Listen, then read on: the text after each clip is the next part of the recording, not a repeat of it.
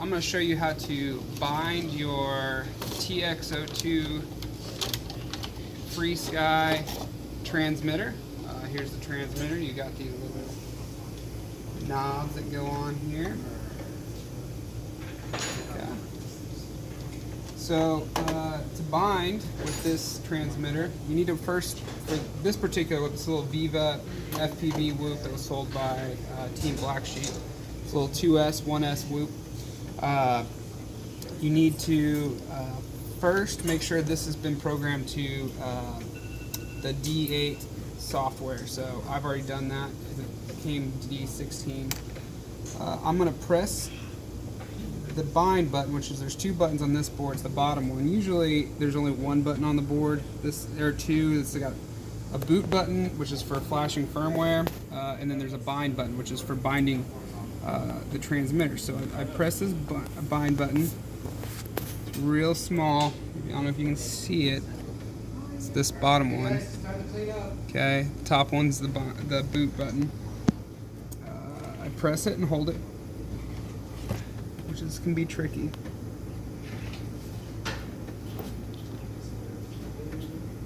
A lot of times I'll get someone to help me, like my wife. I'll be like, plug this battery in while I hold this button. But if you're patient, you can do it without. Okay, so I got that button held down. I hope I got it. I don't know if I did actually. I'm gonna try it again. A lot of times, if you just barely unplug it, it makes it easier. Get it ready here.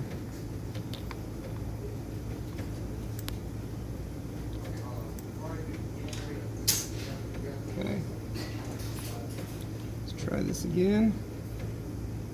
Holding that little button down, plugging it in. And I should let go. Okay, you see that little red light blinking down there? I think that's the bind light. I could be wrong. So look, I'm going to press this button right here. Okay, these both, you can press both these. I'm going to press this button and turn it on. You hear the Darth Vader sound.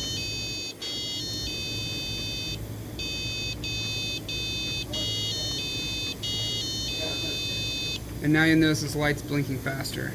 Okay, so I'm going to turn it off, turn it back on, and then now look, yeah, I saw it register. Okay, so we're going to check it. Alright, plug it back in. Yeah, see how it blinked a couple times? It flashed, that means it's connected. So we're going to test it. Okay, we're going to plug it in here.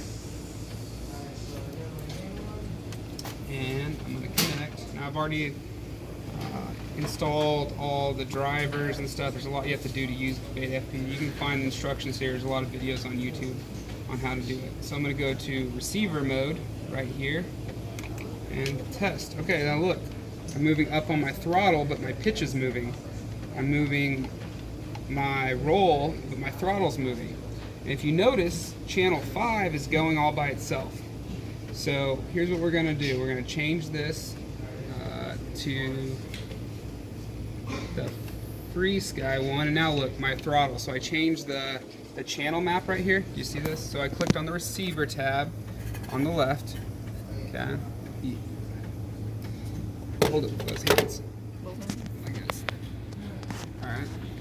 And then I clicked on this and I changed it to the Frsky. Now sometimes, you never know with the controller, so you can play around. It's not going to break anything. Just make sure what's supposed to be going is going. It's good to pay attention to the numbers where they begin and stop, because you can change these thresholds to make your everything more accurate. So for this channel 5, I'm actually going to see where it says RSSI. This is going to tell me my signal strength. So I'm going to go and select that to channel 5, and I'm going to hit save. Okay, and that should save it. So let's go ahead and talk about what this controller does. Okay, it's got here these two buttons, which basically up and down on this. I usually use this to arm the quadcopter. Okay, so we'll go to arm. We'll go to aux 1. We'll see this little yellow line right here? It's bouncing back and forth. So that means armed, not armed. So I'm going to go and close out of this one. And now that would be armed. Set it to the middle point, even though it's not going to make a difference. That would be not. Okay, angle mode.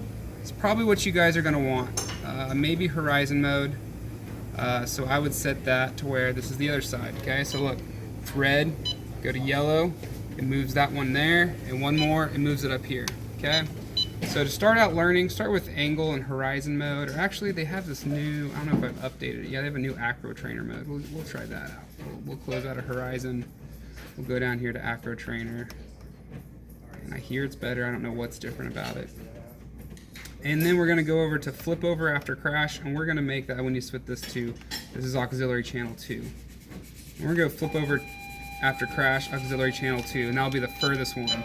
So that means if you crash, that will put you in a mode where you can flip yourself back over. If it's powerful enough, I'm not sure. We don't have a buzzer hooked up to this, so I'm going to delete that. And I'm going to hit save. Okay. Another cool thing you can do is if you go to expert mode up here, there's a little tab there. You can go to adjustments. This is one I always like to do. If aux channel 2 is at any of these positions, then apply rate profile selection via aux channel 2. Okay, and we'll hit save.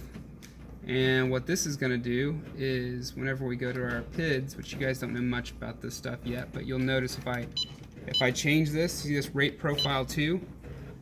So what this is going to allow me to do is in rate profile 1, you'll notice I've got a lower degree. So this would be more for like racing or flying through things.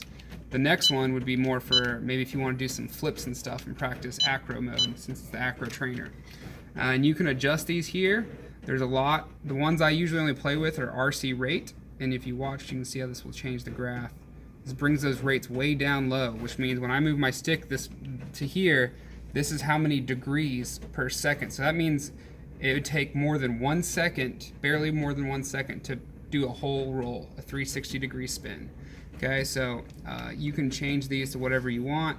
The RC rate, the super rate, look at this. This changes the outside edge. So this brings this part down, and then this part way up. This is nice if you want to still be able to race, but do some like quick flips out at the very far ends of your stick.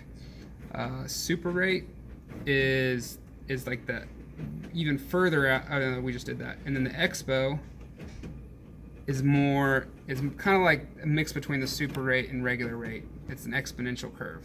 Okay, so we're not going to save that part though, because I don't want those PIDs on there. So I'm going to disconnect.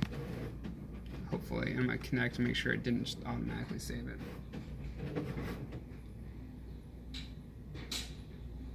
But that's the basics of it. You know, sometimes if you have an issue with your receiver not connecting, it could be something in here. This is where you put your receiver modes. Here's S-Bus. You have some other options here. I like anti-gravity, dynamic filter, air mode all on for these particular quadcopters. Okay, so I'm gonna go ahead and disconnect it, and we're gonna test it. Okay, so let's unplug here. Gonna plug this guy in. And I haven't charged this battery, but should have enough just to test.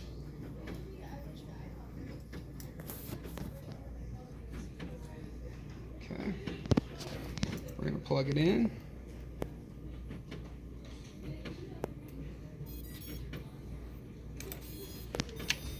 Okay, I got both red here. If I go up, there. And it's flying. All right, let's go ahead and disarm. Notice that turns off because air mode makes these spin all the time. And I'm gonna flip it upside down. And I'm gonna move to the top channel, and I'm gonna arm myself again, okay? Now look, when it's in this mode, the propellers spin the opposite way. So I can, well, it doesn't help because the case isn't on, but let's say if it's like this. Right. Okay, if it was like, if the case was on, let's flip over, okay? And when you're done, you move it back to the other mode, disarm, arm again, and then now you're flying. And notice, like, that's why this disarm's important, okay? So that's the basic. This is your trim. So if your quadcopter, you notice it starts rolling one way, you can go this the other way, and it kind of auto corrects it to make it like go and which happens, especially if you get like some hair stuck in here, something's not going right. Like you might find some drift, or if the flight controller isn't calibrated right, it's another issue. But this can help you adjust that. Okay, thank you guys.